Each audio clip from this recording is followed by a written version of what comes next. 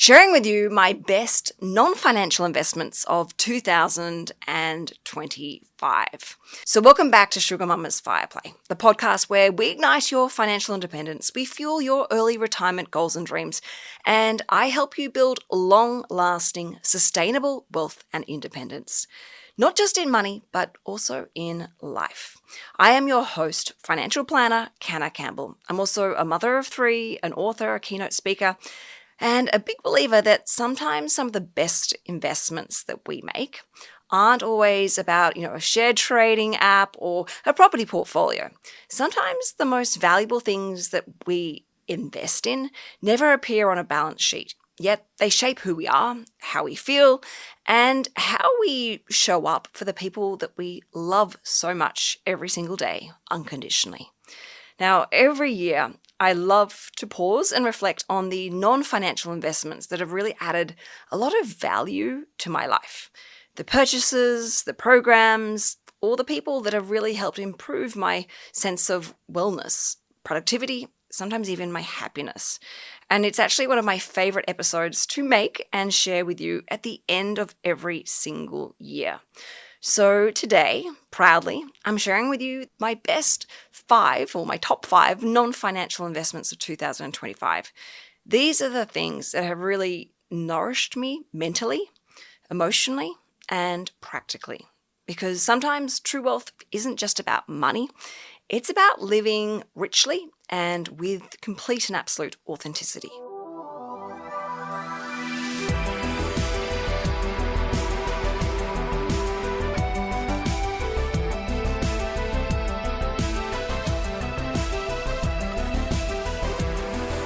All right, so number one, my top non-financial investment of 2025 is the Jamie Ryder Phoenix Program, which really helped me heal from the inside out. Now, I've obviously shared this with you before, but this year, my most powerful investment wasn't actually a new stock or even a handbag. It was actually this program created by Jamie Ryder, the Phoenix Program. And I've obviously got a episode completely dedicated to this experience and why I did it, which I will link in the podcast notes. But there's a reason why I'm repeating it again to share with you, is because it deserves center stage. This program, which is an online program that you do at your own pace in the privacy of your own home, and you can choose to be guided with Jamie along the way, but it really guided me through some deep work that I had to do. And it helped me with some really old emotional patterns and some really complicated trauma.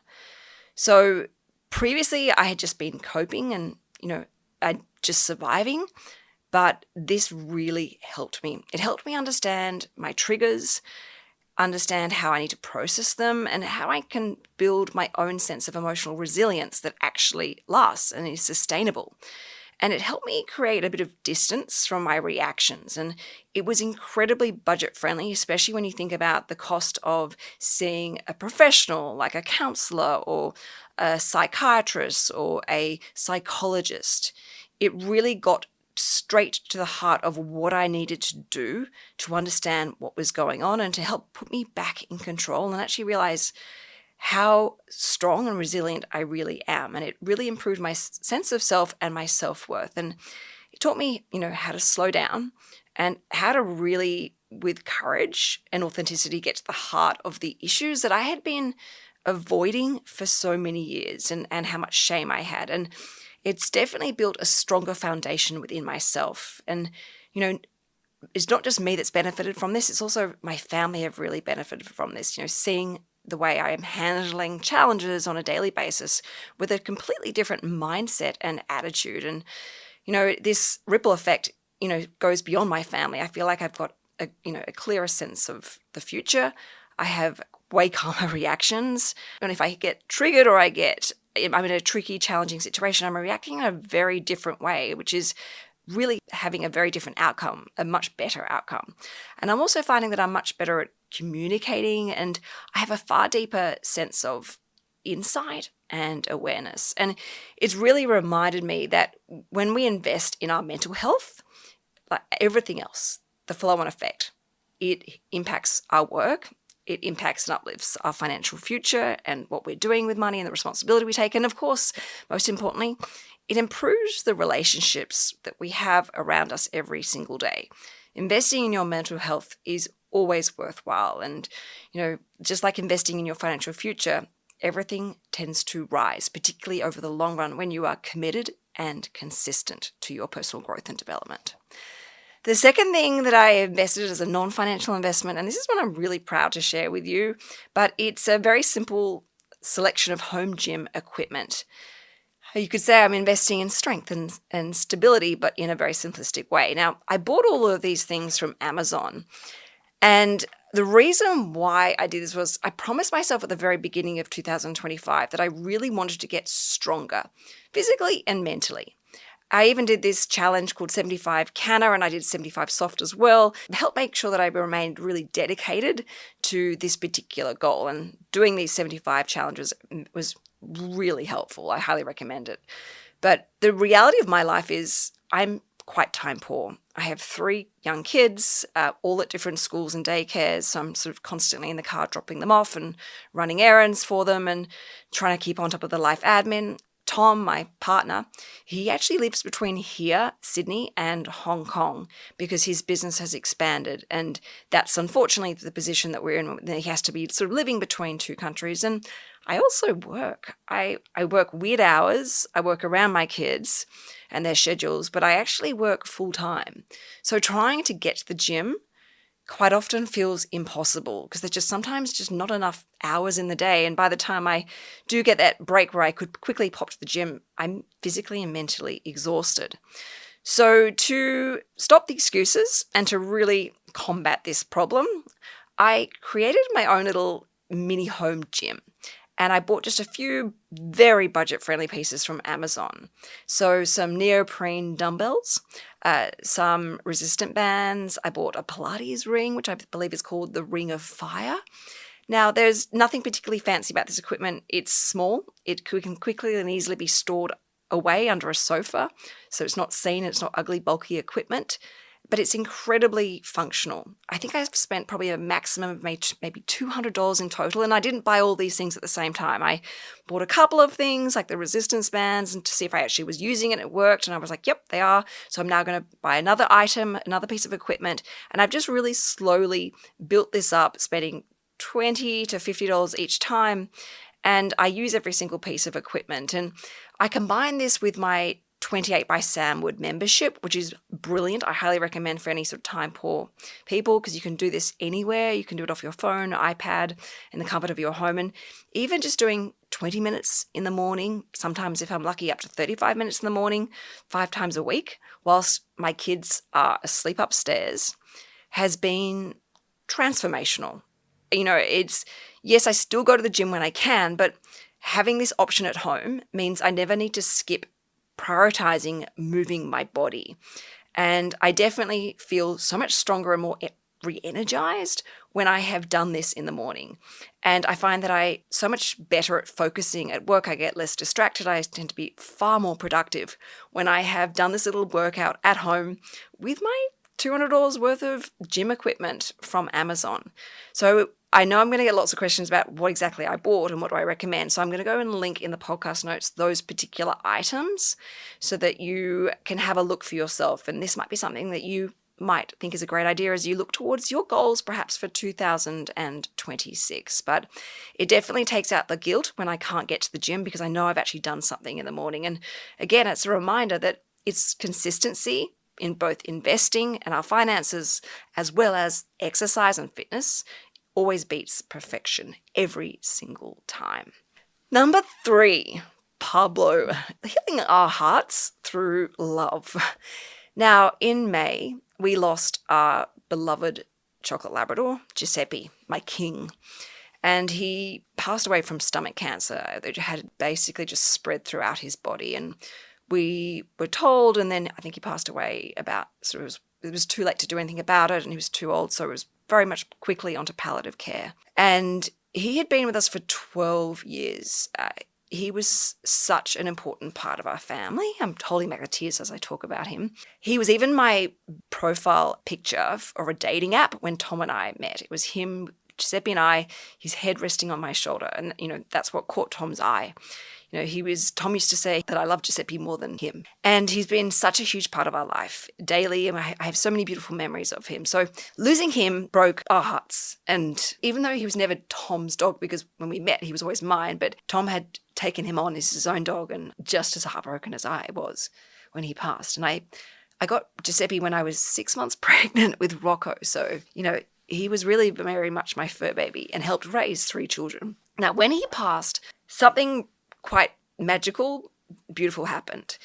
The breeders reached out to us, and the breeders who gave us Giuseppe 12 years ago, they reached out because they'd heard that he'd passed and gave us a call. And in chatting with them, we discovered that they were about to take a break from breeding chocolate Labradors. And they'd had sort of their own complications and loss, and that they needed to take a break for at least 2 years.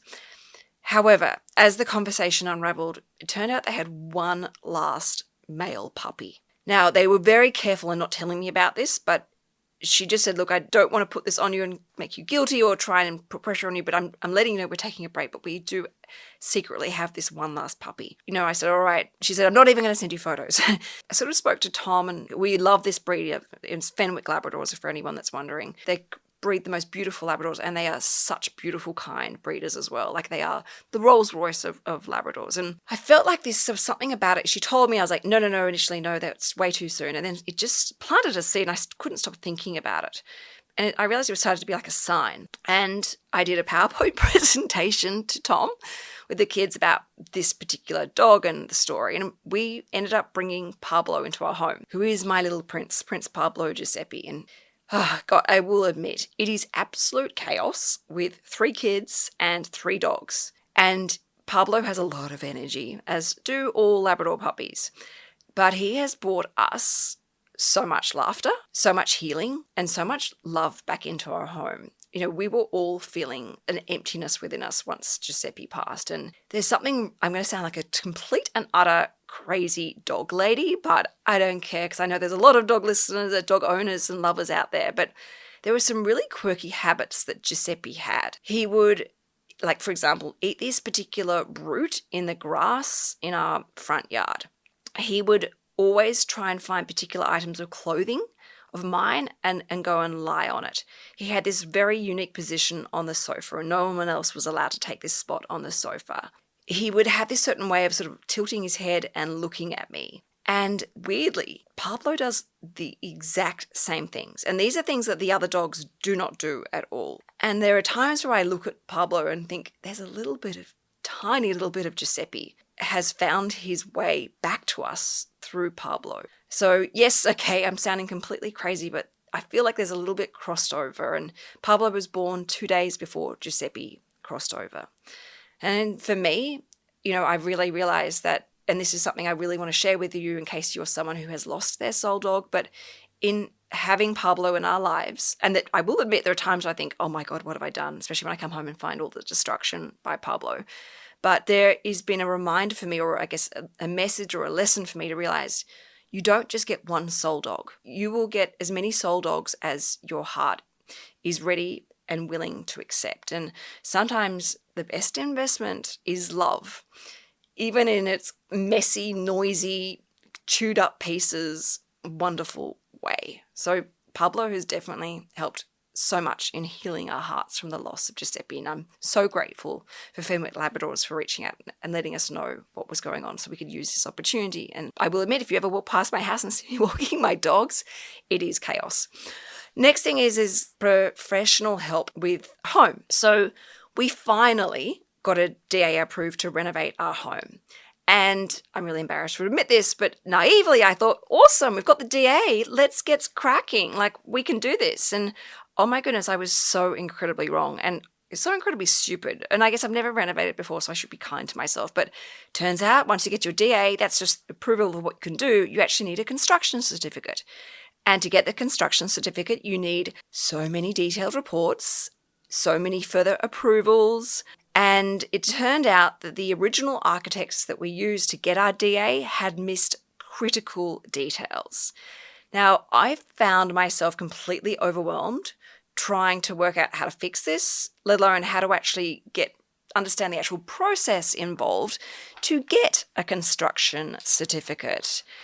Wow. Okay, so this months kept on passing by, and I kept on getting more and more concerned and upset at myself because it was like a foreign language to me.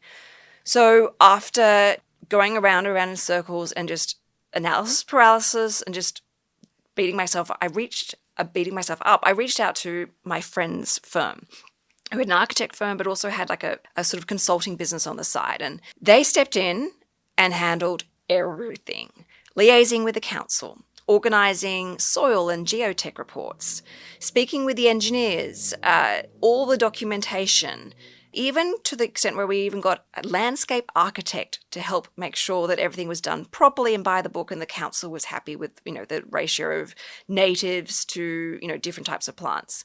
Now, not only did this firm fix what was missing by the previous shoddy architects, they actually elevated our designs, allowing more light, a greater flow in the design, a far greater sense of sophistication and style. Like, I couldn't even have possibly done this myself. My imagination couldn't even do that. And I think I've got a good imagination. Like, the level of detail was unbelievable. The touches, the angles, they just took the bland designs and just really elevated it to a whole new level. And even though this has been an expensive exercise and we actually wasted a huge amount of money with the previous architects, this investment in this additional service has hopefully going to help add a lot of money, or value, I shouldn't say, not value, money to our home.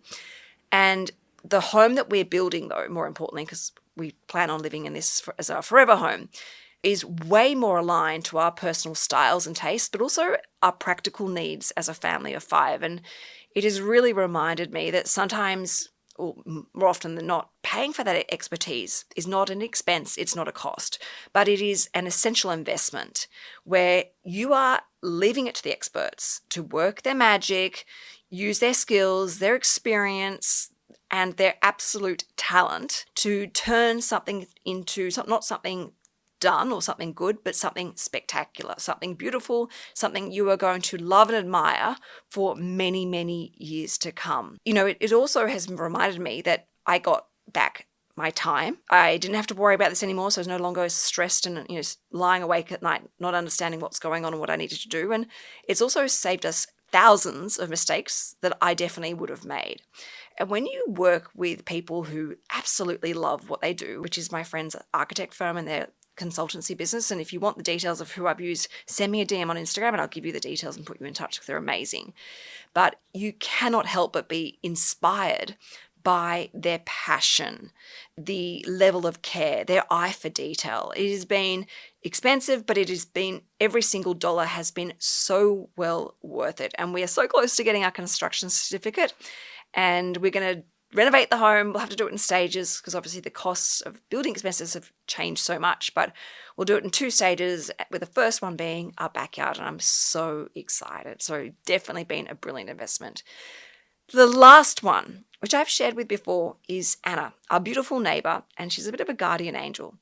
You may remember I mentioned this probably in maybe my 2004 Best Non-Financial Investments episode, but Anna is our old neighbour, and she looks after our kids for 2 hours every Saturday morning. She's in her 80s. When she turns up to my front door, she tells me, go, just go. And she literally pushes me out the door, and I get a mental break. I go to the gym. If Tom is home, he'll come to the gym with me. And we get 2 hours, or I get 2 hours to reset, to catch my breath, to hear myself think, and to move my body. And this involves, doing a workout, but then also jumping into Iceberg's pool and, having a sauna as well. Now, Anna cared for her husband for 17 years as his full-time carer as he battled dementia. After he passed, she wanted some purpose again. It wasn't about earning extra money or having a side hustle. She just wanted to get out of the house and, I guess, find meaning again. And she found some of that with me, and not me, but with my 3 kids. Now, when Anna turns up, particularly this type of lady coming from this generation, she doesn't turn up and put a TV on or give the kids screens. Like, they're not allowed to touch anything electronic at all. Instead, she's like a grandmother. She bakes with them. She reads books with them. She plays games outside with them. She'll kick a ball, do a skipping rope, plays board games, cards, drawing in, making lotions and potions with them. She adds this amazing sense of warmth and belonging. And we don't have any family who can actually provide this type of love and care. So she is absolutely amazing. And we absolutely adore her and are so incredibly grateful to have her in our life and the help that she gives us. And for us, she's now part of our extended family and our circle of love. And, for me, when I pay her, it is the easiest, most enjoyable investment that I make. And because she doesn't just give me time, she gives my children love. She gives them stories and she gives them memories that hopefully they're going to carry forever, and they realize how lucky they are to have her. And I think there's something really interesting about this and important, because we have a loneliness epidemic in this country right now. Anna is in her 80s. I wonder how many other people are in their 80s out there that are lonely, that are looking for company, looking for something to do, looking for some meaning, some purpose, some direction. And they might be able to help out other families like mine, give them an hour break or a 2-hour break. Yes, they might earn some extra cash, which is great. Of course, that goes without saying. But how many problems do we have that could be really easily fixed and actually help everybody involved? The children, the elderly, the overwhelmed, exhausted mother and father. There's so much that hasn't been explored with this gap between these two generations. So there you have it. My 5 best non-financial investments of 2025. As you realize now, these are not about spreadsheets, passive income, or status. They're really about soul and meaning. And each one has definitely made me calmer, stronger, and happier, and way more present, particularly Anna, because when I come home from the gym, I've had those 2 hours to myself, I am a lot happier. I'm a lot more willing and open and ready to embrace the chaos of my kids again. So maybe this episode inspires you to reflect on your own best investments of 2005, that is the non-financial ones. And, ask yourself, what are the things that you paid for or invested this year that really have paid off and added amazing value to a life? Perhaps it was therapy. Perhaps it was investing in a new hobby or a sport or a new morning routine. Or perhaps like me, you got another pet as well. What are the things that have really helped improve your life for 2025? Because wealth isn't just about money. It's about everything that helps us all live in a far more meaningful, balanced, and authentic way.